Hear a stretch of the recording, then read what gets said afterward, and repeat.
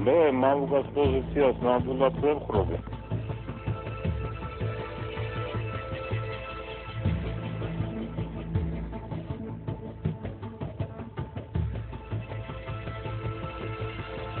ზარები აბსოლუტურად გაუფილტრავია, ვინც რეკავს ის რეკავს და აგერ 4 კაცის აზრი მოვისმინეთ ჩვენ, რომელიც ბატონი მამუკა ღლონტის პოზიციას ეხმიანება და ამართლებს. გისმენთ. ერთი რამ გამახსენდა, იცით, აი ზვიადის დროს მაშინ ზვიადისტები აგროვებდნენ სამსახურებში, ორგანიზაციებში დაავალეს ხელმძღვანელებს სიებს, ვინც არ იყო მათი მომხრე. თავისთავად ეს გამახსენდა, რომ მე ძალიან არ მესიამოვნა ეს ამბავი. ისე აბსოლუტურად მართალია მამუკა ღლონტი, რომ ეს ფესვებიდან იწყება ეს ყველაფერი, ხელს უწყობენ და ესენი აძლიერებენ. მე მაინც გონია, რომ იქნებ ეს თქვენ არ უნდა გააკეთოთ. ხომ არსებობს სათანადო ორგანოები, არსებობს ხალხი, რომელიც ამას აკეთებს. შავი სია რატო უნდა დაწეროთ თქვენ? მე მგონია, რომ მე არ მეზეთები თქვენ იმისთვის, რომ ეს სია თქვენ გააკეთოთ.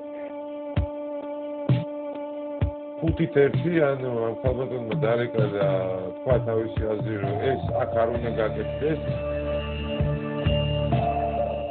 ეხლა 6-1 გახდება.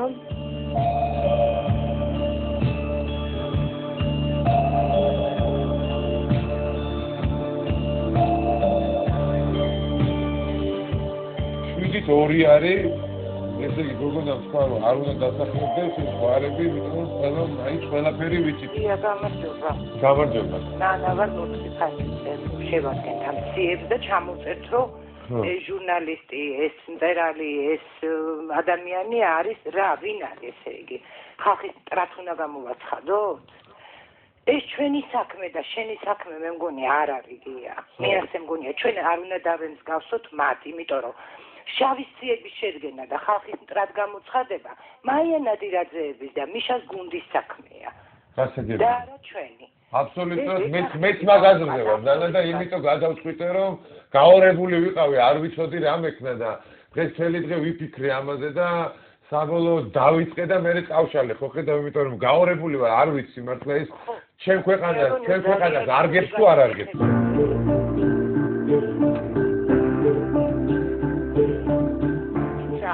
ნანას მინდა ახლა გამოვეხმაურო, რომ ნანას ჩემი მეგობარია, ჩვენ ხალხის მტრად არ ვაცხადებთ ახლა არავის.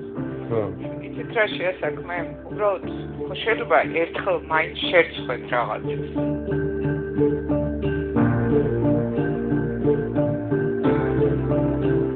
პლუსები და მინუსები, 7 პლუსია და 3 მინუსი და თუ დაუშვათ არის მე ნანას ეს რაღაცაში ვეთანხმებით, რომ მე თვითონ არ მინდა რაღაცა აი გული არ მიმიწევს რაღაც სიების გაკეთებისკენ და რაღაც ამ ბოდოებისკენ კარგად გამიგეთ, იმიტომ რომ არ არის ეს ჩემი საქმე მართლა, იმიტომ რომ შინაგანად ვერ ავარ კარგად, ვერ ვისვენებ, იმიტომ რომ რაღაცნაირად ვერ ვაკეთებ და მოკლედ რა ვქნა.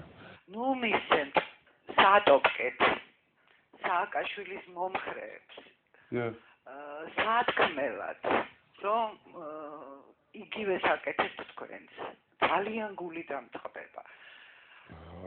აღარც ვიცი გაჭრილი ვარ ხო აშლივით შუაზე პრინციპში 15 ზარი შემოვიდა პლუსით 5 ზარი შემოვიდა რომ ეს არავითარ შემთხვევაში არ უნდა გაკეთდეს და უბრალოდ არ უნდა გაკეთდეს აქ ჩემი მხრიდან, მაგრამ არ ვიცი, დავიბენდი მოკლედ გისმენთ. ხო, თუ მე ქრისტიანი ვარ, მართლმადიდებელი, მაგრამ არ შეიძლება ყოველთვის ყველას აპატიო ქვეყნის ნგრევა.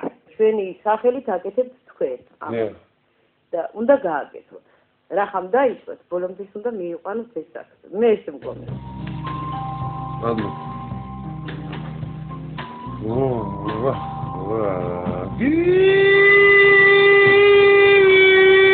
რა გაგვიკეთე ბიჭო, რა გაგვიკეთე, რა სიებზე მაჩალიჩებ, რა სიებზე 42 წლის კაცი. ოხ, ისეთ მდგომარეობაში ჩაყარეთ, წელი ხალხი რომ აი 17-6 არის პრინციპში.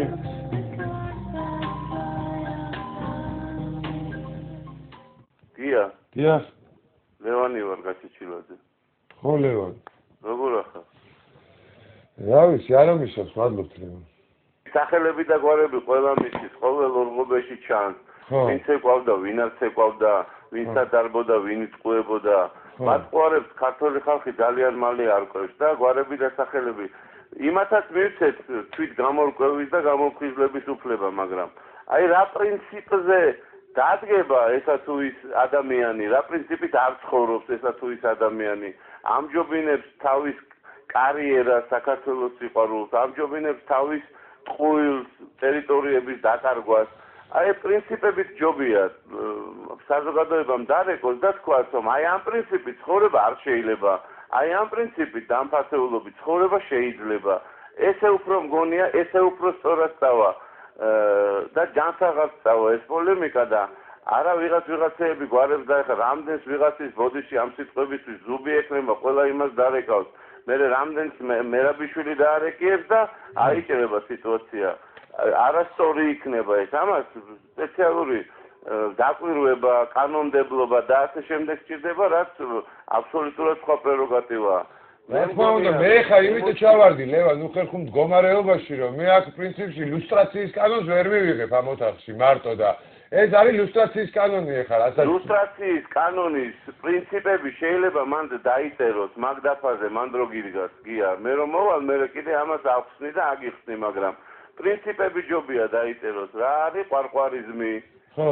მე ყველა თავის თავში ჩაიხედავს. რა არის დედმამიშვილობაზე უკეთესი ჯიბე რატო არის და რატო არ უნდა იყოს ეს ჯიბე? რატო არის საქართველოს სიყვარულზე უფრო მეტი ჩემი თანამდებობა? ან ჩემი დაინტერესება, ან სხვისი დაინტერესება, რომ ადამიანმა თავის თავში ჩაიხედოს.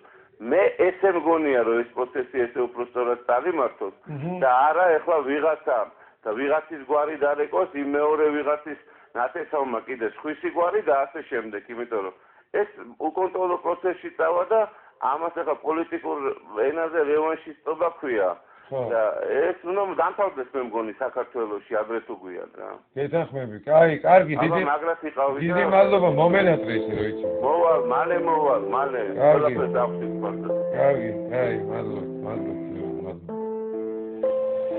მოკლედ აი ესეთი სიტუაცია ლევანმოს დაარეკა და ესე იგი სიტუაცია ახსნა თავისთავად ძალიან კარგად.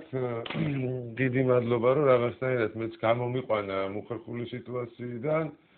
აბა ძმა არის თუ არ გამოიყვანა მუხერხული სიტუაციებიდან. ბატონო. კია გამარჯობა, კახა ვარ კუკავა. ხო კახა. თან მნიშვნელოვანი თემა შევეხეთ და მეც მინდა ჩემი აზრი თქვა. ხო კახა.